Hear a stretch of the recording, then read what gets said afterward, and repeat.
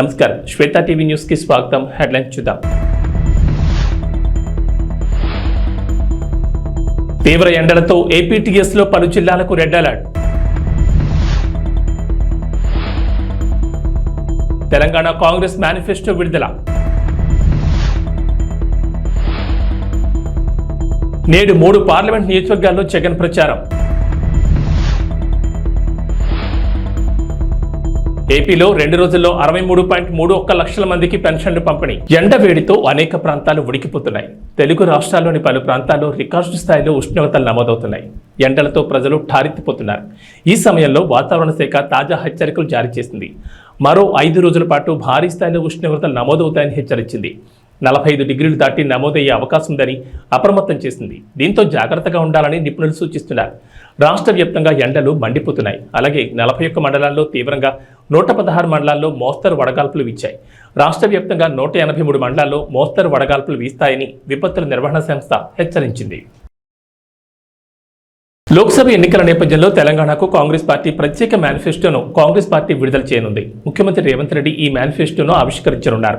కేంద్రంలో కాంగ్రెస్ పార్టీ అధికారంలోకి వస్తే తెలంగాణకు ఏమేం చేస్తామనేవి ఈ మేనిఫెస్టోలో వెల్లడిస్తారు. రాష్ట్ర విభజన హామీల అమలు, ప్రత్యేక కారిడార్లు, ఇంటర్నేషనల్ స్కూల్స్ తదితర అంశాలకు ఇందులో చోటు దక్కనుందని తెలుస్తోంది. జాతీయ కాంగ్రెస్ ఇప్పటికే న్యాయపత్ర పేరుతో మేనిఫెస్టోను విడుదల చేసింది. అయితే రేపు తెలంగాణ కాంగ్రెస్ రాష్ట్రానికి ఏం చేస్తామనే వివరాలతో మేనిఫెస్టోను విడుదల చేయనుంది. ఆంధ్రప్రదేశ్లో ముఖ్యమంత్రి వైఎస్ఆర్ కాంగ్రెస్ పార్టీ అధినేత వైఎస్ జగన్మోహన్ రెడ్డి సార్వత్రిక ఎన్నికలకు సమయం దగ్గర పడుతుండటంతో ప్రచారంలో మరింత స్పీడ్ పెంచుతున్నారు. ఈ రోజు మరో 3 నియోజకవర్గాల్లో ఆయన పర్యటించనున్నారు. 3 నియోజకవర్గాల్లో ఎన్నికల ప్రచారం నిర్వహించనున్నారు. ఇక 3 సభల్లో పాల్గొనేందుకు ఉదయమే తాడేపల్లిలోని తన నివాసం నుంచి బయలుదేరనున్నారు సీఎం జగన్. ఉదయం 10 గంటలకు నరసాపురం లోక్సభ స్థానం పరిధిలోని నరసాపురంలో ఉన్న స్టీమర్ సెంటర్లో జరిగే ప్రచార సభలో పాల్గొని ప్రసంగిస్తారు. ఆ తర్వాత మధ్యాహ్నం 12:30 నరసరావుపేట లోక్సభ స్థానం పరిధిలోని పెదకూరపాడు నియోజకవర్గంలోని క్రోసూరు సెంటర్లో జరిగే సభలో పాల్గొంటారు ముఖ్యమంత్రి వైఎస్ జగన్.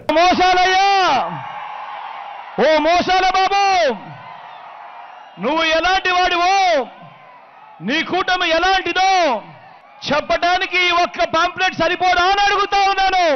ఇది గుర్తుందా మీ అందరికీ?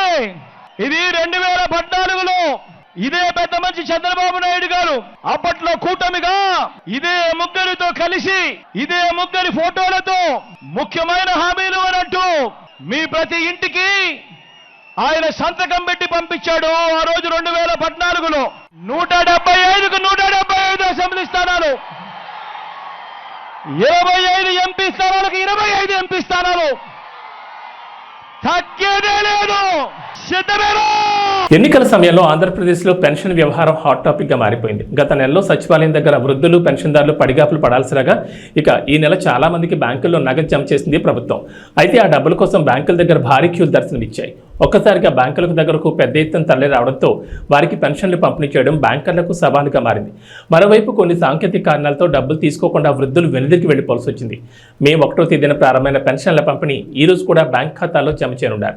ఇక బ్యాంక్ ఖాతాలో సొమ్ములు జమ కాని వారికి మే 4వ తేదీన అంటే రేపు గ్రామ వార్డు సచివాలయ ఉద్యోగుల ద్వారా ఇంటింటికి పంపిణీ చేయనున్నారు. మహిళా కమిషన్లోని 223 మంది మహిళా ఉద్యోగులను తొలగిస్తూ తాజాగా ఢిల్లీ లెఫ్టినెంట్ గవర్నర్ వీకే సక్సేనా కీలక నిర్ణయం తీసుకున్నారు. ఆమ్ ఆద్మీ పార్టీ ఎంపీ స్వాతి మలివాల్ ఢిల్లీ మహిళా కమిషన్ చైర్పర్సన్గా ఉన్న సమయంలో ఈ నియామకాలు నిబంధనలు ఉల్లంఘించాయని గవర్నర్ అన్నారు. కాంట్రాక్ట్ ఉద్యోగులను తొలగిస్తే మహిళా కమిషన్ను మూసివేయాలని లెఫ్టినెంట్ గవర్నర్ ఆదేశించడంపై స్వాతి మలివాల్ ఆందోళన వ్యక్తం చేశారు. ఆయన ప్రకారం కమిషన్లో 90 మంది ఉద్యోగులు ఉన్నారు. వారిలో 8 మంది ప్రభుత్వ ఉద్యోగులు ఉన్నారు. మిగిలిన వాళ్ళందరూ 3 నెలల ఒప్పందం ఉంటుంది. ఈ మహిళా కమిషన్ రూపొందించడానికి చాలా మంది రక్తం, చెమటలు చిందించారని అన్నారు.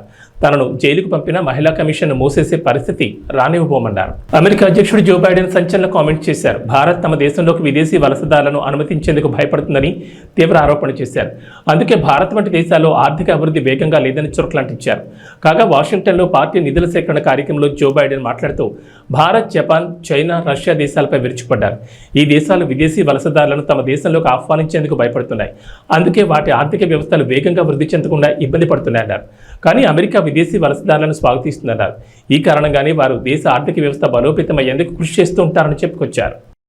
తీవ్ర ఎండలతో ఎప్పుడూ ఉక్కిరిబిక్కిరయ్యే ఎడారి దేశం యునైటెడ్ అరబ్ ఎమిరేట్స్లో ఇటీవల అనూహ్య వాతావరణ మార్పులు చోటు చేసుకుంటున్నాయి. గత నెలలో ఈ ఎడారి దేశాన్ని కుంభవృష్టి వణికించగా తాజాగా మరోసారి ఇక్కడ వర్షాలు కురుస్తున్నాయి. దీంతో ఇప్పటికే పలు అంతర్జాతీయ విమాన సర్వీసులు రద్దయ్యాయి. బుధవారం రాత్రి నుంచి యుఏఈ వ్యాప్తంగా వాతావరణం మారిపోయింది. దుబాయ్, అబుదాబి సహా పలు నగరాల్లో ఈదురుగాలులు, ఉరుములు, మెరుపులతో కూడిన వర్షాలు కురుస్తున్నాయి. పలు చోట్ల లోతట్టు ప్రాంతాలు జలమయమయ్యాయి. ఫలితంగా దుబాయ్ అంతర్జాతీయ ఎయిర్పోర్ట్లో పలు విమానాలు రద్దయ్యాయి. కొన్ని ఆలస్యంగా నడుస్తున్నాయి. శుక్రవారం వర్షాలు కొనసాగే అవకాశం ఉందని వాతావరణ శాఖ అధికారులు అంచనా వేస్తున్నారు.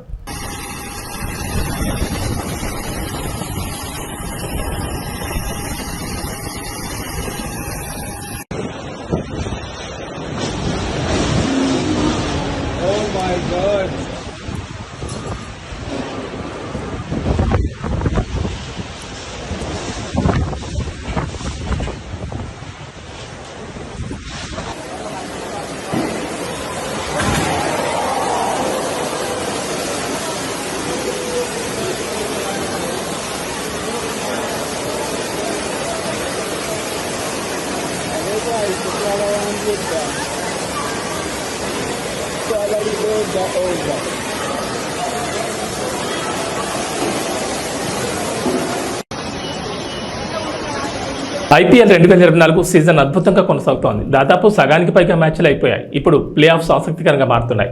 దీంతో మొదటి 4 స్థానాల్లో ఉండాలని ఆయా టీంలు తహతహలాడుతున్నాయి. కాగా గురువారం Sunrisers Hyderabad team Uppal వేదికగా రాజస్థాన్ రాయల్స్తో తలపడింది. ఈ మ్యాచ్ చివరి పంతి వరకు ఉత్కంఠగా సాగింది. 202 భారీ లక్ష్యంతో బ్యాటింగ్ దిగిన రాయల్స్ కేవలం ఒక్క పరుగు తేడాతో ఓడిపోయింది. దాంతో హైదరాబాద్ టీం ఐపీఎల్ పాయింట్ల పట్టికలో 4వ స్థానానికి చేరుకుంది. బంగ్లాదేశ్తో టీ20 సిరీస్లో భారత్ అమ్మాయిలు దూకుడు కొనసాగిస్తున్నారు. మరో 2 మ్యాచ్లు మిగిలి ఉండగానే 5 టీ20ల సిరీస్ను 3-0తో కైవసం చేసుకున్నారు. గురువారం 3వ టీ20లో టీమిండియా 7 వికెట్ల తేడాతో ఆతిథ్య జట్టును చిత్తు చేసింది. మొదట బౌలర్లు కట్టుదిట్టంగా బౌలింగ్ చేయడంతో బంగ్లా 20 ఓవర్లలో 8 వికెట్లకు 117 పరుగులు చేయగలిగింది. కొత్తపేట నియోజకవర్గం పలు గ్రామాల్లో బండారు సత్యానందరావు ప్రచారం భారీ జనసందోహం మధ్య కొనసాగుతోంది. తెలుగుదేశం పార్టీ మేనిఫెస్టో ప్రకటించడంతో మేనిఫెస్టోలోని పథకాలు ప్రజలను ఆకర్షిస్తున్నాయి. దానికి తోడు అన్నదమ్ముల కలయిక కూటమి అభ్యర్థి బండారు సత్యానందరావుకు విజయాన్ని తెచ్చిపెడుతుందని స్థానికులు అంటున్నారు. నియోజకవర్గంలో 4 మండలాల్లో జనసేన, తెలుగుదేశం, భారతీయ జనతా పార్టీ కార్యకర్తలు ఉత్సాహంతో స్వచ్ఛందంగా బండారు గెలుపు కృషి చేస్తున్నారు. కులమతాలకు అతీతంగా అందరినీ కలుపుకుని పనిచేసే వ్యక్తి, సౌమ్యుడిగా పేరొందిన వ్యక్తి బండారు సత్యానందరావు అని ప్రజల్లో నమ్మకం కలిగిందంటున్నారు. గతంలో బండారు సత్యానందరావు 2 సార్లు నియోజకవర్గంలో ఎమ్మెల్యేగా పనిచేసి పలు అభివృద్ధి కార్యక్రమాలకు శ్రీకారం చుట్టారు.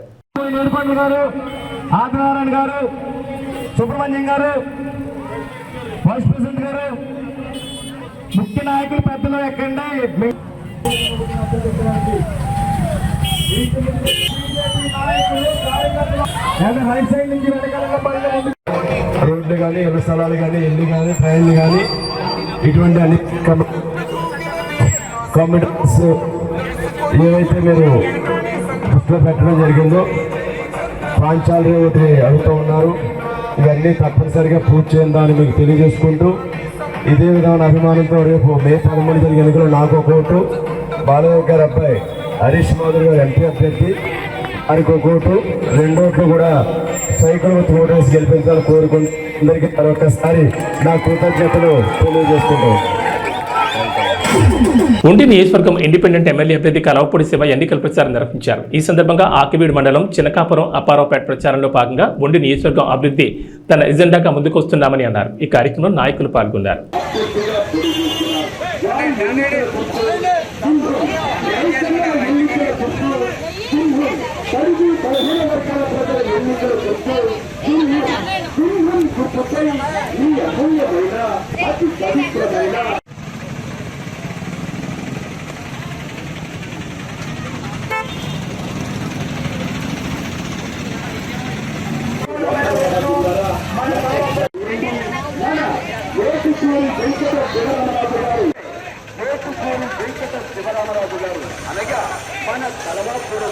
ముద్రగడ పద్మనాభం వ్యవహార శైలిని కూతురు క్రాంతి వ్యతిరేకించారు. కేవలం పవన్ కళ్యాణ్ తిట్టడానికే ముద్రగడని జగన్ వాడుతున్నారని ఆవేదన వ్యక్తం చేశారు.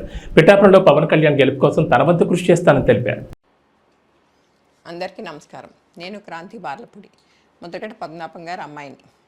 పిఠాపురంలో పవన్ కళ్యాణ్ గారిని ఓడించడానికి వైసీపీ నాయకులు ఎన్ని చేయాలో అని చేస్తున్నారు. ముఖ్యంగా నిన్న మా నాన్నగారు ఒక బాధాకరమైన ఛాలెంజ్ చేశారు. పవన్ కళ్యాణ్ గారిని ఓడించి పిఠాపురం నుండి తరిమేయకపోతే ఆయన పేరు ముద్రగడ పద్మనాభం రెడ్డిగా మార్చుకుంటారట. ఈ కాన్సెప్ట్ ఏంటో నాకు అసలు అర్థం కాలేదు. ఆయన ప్రకటన ముద్రగడ అభిమానులకు సైతం నచ్చలేదు. వంగా గీత గారిని గెలిపించడానికి కష్టపడవచ్చు, కానీ పవన్ కళ్యాణ్ గారిని మరియు ఆయన అభిమానుల్ని కించపరిచేలా కామెంట్స్ ఉండకూడదు. మా నాన్నగారిని కేవలం పవన్ కళ్యాణ్ గారిని తిట్టడం కోసమే జగన్మోహన్ రెడ్డి గారు వాడుతున్నారు. ఈ ఎన్నికల తర్వాత ఆయనను ఎటు కాకుండా వదిలేయడం పక్కా. ఈ విషయంలో నేను మా నాన్నగారిని పూర్తిగా వ్యతిరేకిస్తున్నాను. నేను పవన్ కళ్యాణ్ గారి గెలుపు కోసం నా వంతు కృషి నేను చేస్తాను. నమస్కారం. ఎట్టకేలకు శంషాబాద్ విమానాశ్రయంలో ఏర్పాటు చేసిన బోనులో చిరుత చిక్కింది. 5 రోజులుగా చిరుత కోసం అటవీశాఖ అధికారులు గాలింపు చర్యలు చేపట్టారు. దీన్ని పట్టుకోవడానికి 5 బోన్లు 20 కెమెరాలు ఏర్పాటు చేశారు. ఈ చిరుతను నెహ్రూ జూ పార్క్ తరలించనున్నారు. జూలో దీని ఆరోగ్య పరిస్థితిని పరిశీలించి అమరాబాద్ టైగర్ రిజర్వ్కు తరలించనున్నట్లు అటవీశాఖ అధికారులు తెలిపారు. చిరుత పుల్చిక్కడంతో పరిసర గ్రామాల ప్రజలు ఊపిరి పీల్చుకున్నారు. 5 రోజులుగా వీళ్లంతా ప్రాణభయంతో గడిపారు.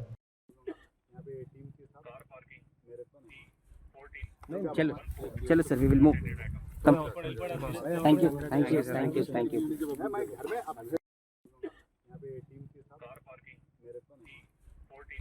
चलो चलो sir, we will move. Come. Thank you, thank you, thank you, thank you.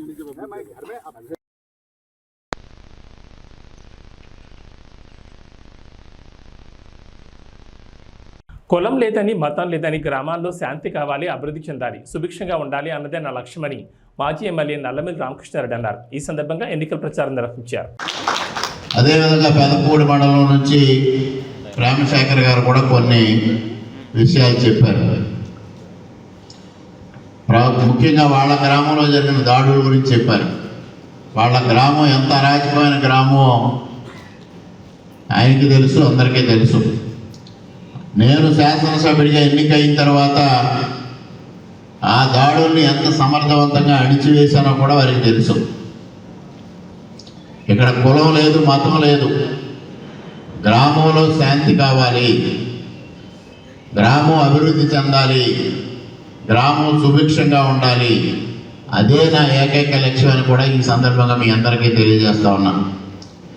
అదేవిధంగా తప్పుడు అభిప్రాయాలు వస్త్రా ఉన్నాయి అనేది వారు చెప్పారు. అది ఖచ్చితంగా 100% జరుగుతూ ఉన్న వ్యవహారం. అదే కొన్ని విషయాల్లో అపోహలు సృష్టించి తద్వారా వ్యక్తులను విడదీయాలని, వ్యవస్థలను విడదీయాలని, కులాల మధ్య, మతాల మధ్య విభేదాలు రెచ్చగొట్టాలని కొంతమంది ప్రయత్నం చేస్తూ ఉంటారు. దాన్ని మీరెవ్వరూ పట్టించుకోవద్దు అనేది కూడా ఈ సందర్భంగా మా గత చరిత్ర చూశారు. మా తండ్రి గారు ఏ విధంగా పనిచేశారో, నేను ఏ విధంగా పనిచేశానో మీ అందరికీ తెలుసు. అదేవిధంగా తెలుగుదేశం పార్టీ, భారతీయ జనతా పార్టీ పొత్తు ఉన్నప్పటికీ కూడా రాష్ట్రంలో ఏ విధంగా నందమూరి తారక రామారావు గారి పరిపాలన చేశారో, చంద్రబాబు నాయుడు గారి పరిపాలన చేశారో కూడా మీకు చరిత్ర ఉంది. ఆ చరిత్ర ఆధారంగా మాత్రమే నేను ఇవాళ మీ ముందుకు వచ్చి ఇవి అభిప్రాయాలు వ్యక్తం చేయడం జరుగుతూ ఉంది.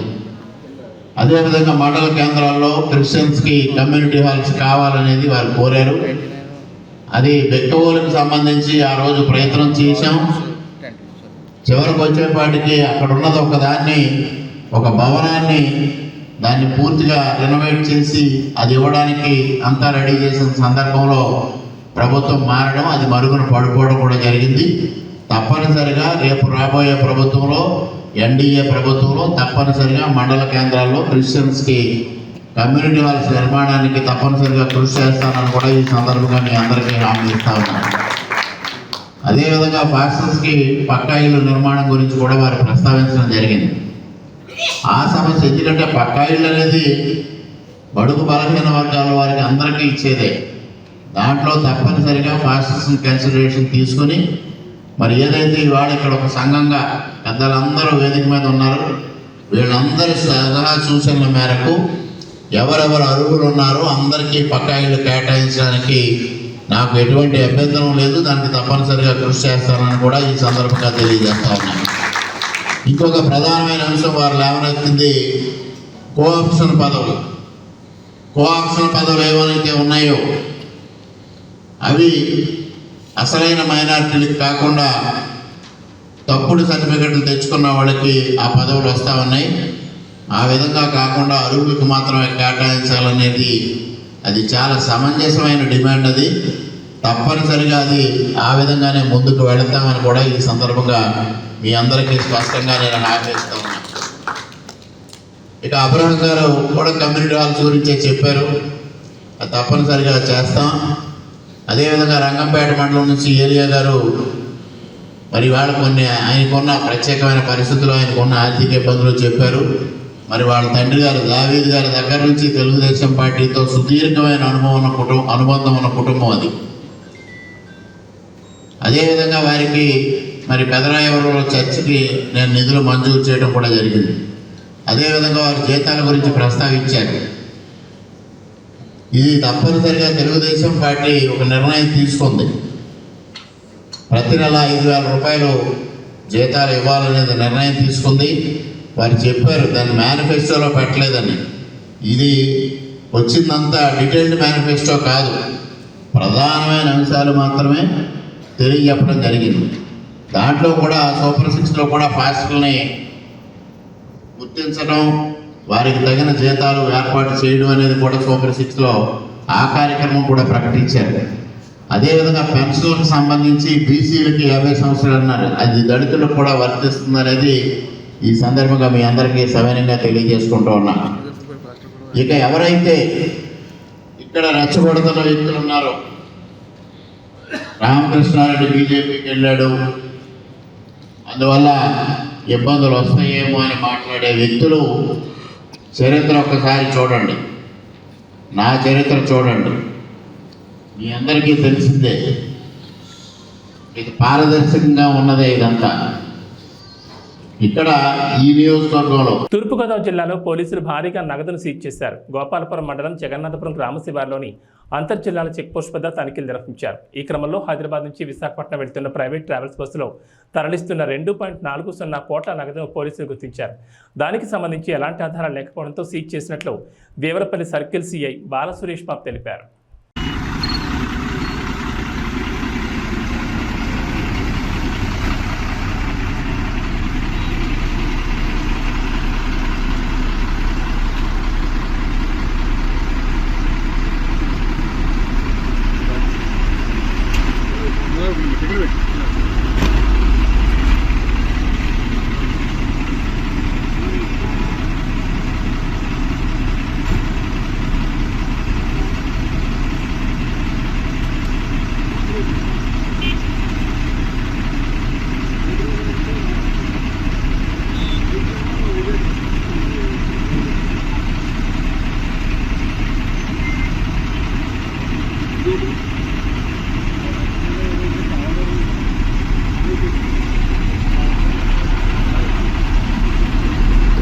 అనపర్తి మండలం పేరా రామచంద్రపురం గ్రామంలో అనపర్తి శాసనసభ్యులు డాక్టర్ సత్తి సూర్యనారాయణ రెడ్డి కుమారుడు ప్రముఖ యూరాలజిస్ట్ డాక్టర్ సత్తి గౌతమ్ రెడ్డి ఎన్నికల ప్రచారం నిర్వహిస్తున్నారు. ఈ సందర్భంగా గడప గడపకు వెళ్లి ముఖ్యమంత్రి వైఎస్ జగన్మోహన్ రెడ్డి ఆధ్వర్యంలో సత్తి సూర్యనారాయణ రెడ్డి చేసిన అభివృద్ధి సంక్షేమ కార్యక్రమాలను వివరించారు.